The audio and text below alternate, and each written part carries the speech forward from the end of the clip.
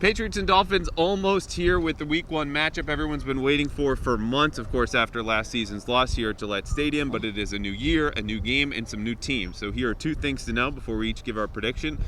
For me, for the Patriots, if they want to get revenge on the Dolphins, it comes down to unleashing Cam Newton. You've got to let him be him. He's been the most destructive runner as a quarterback against opposing defenses in NFL history, more rushing touchdowns, more rushing yards. And I think for the Patriots, it's a new dynamic Miami can't plan for. So you've got to incorporate that along with some more misdirection like some screens.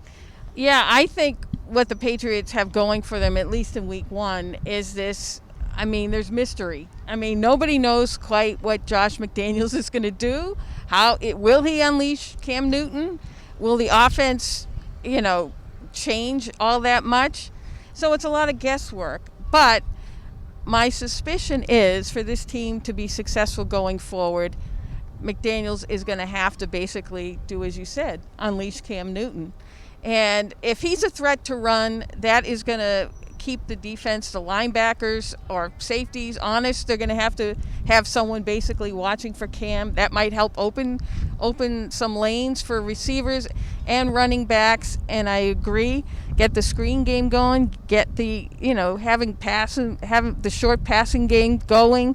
And I think you'll be able to expose the Dolphins. Yeah, and the reason I mentioned the screen game, the Dolphins were a bottom 5 defense in the league last year against screens. And I think after a summer without a preseason and an entirely virtual offseason, the tackling is going to be a little bit shoddy. So I think you get guys in space, players like James White, Rex Burkhead, maybe even N'Keal Harry, certainly Julian Edelman, they should be able to do damage. But defensively is where the Patriots lost this game last year. What do they need to do differently this year to get a win?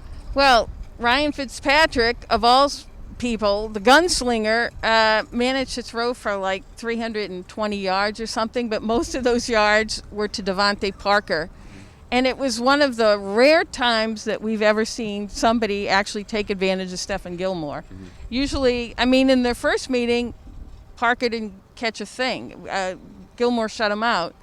But the 8 catches for 137 yards were devastating to the Patriots in that game. So if Gilmore plays, it's funny, they both have hamstring injuries, Parker and Gilmore. I'm guessing they're going to play.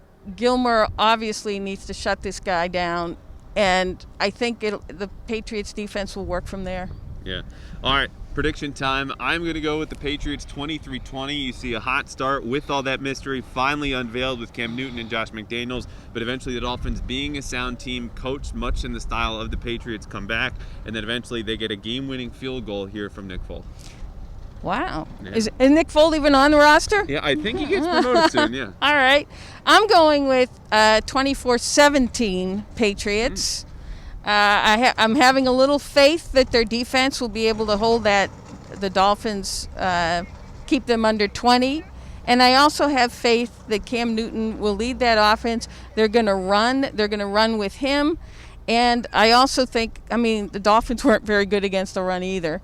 So that just sets up a whole lot of possibilities. They will outscore them by at least a touchdown. So we both think it's a close game here on Sunday at 1 p.m. But, of course, no one knows in a year of uncertainty for the NFL. No preseason, virtual offseason, but finally the regular season kicks off here for Gillette Stadium. For Karen, I'm Andrew. We'll see you, Pats Dolphins, on Sunday.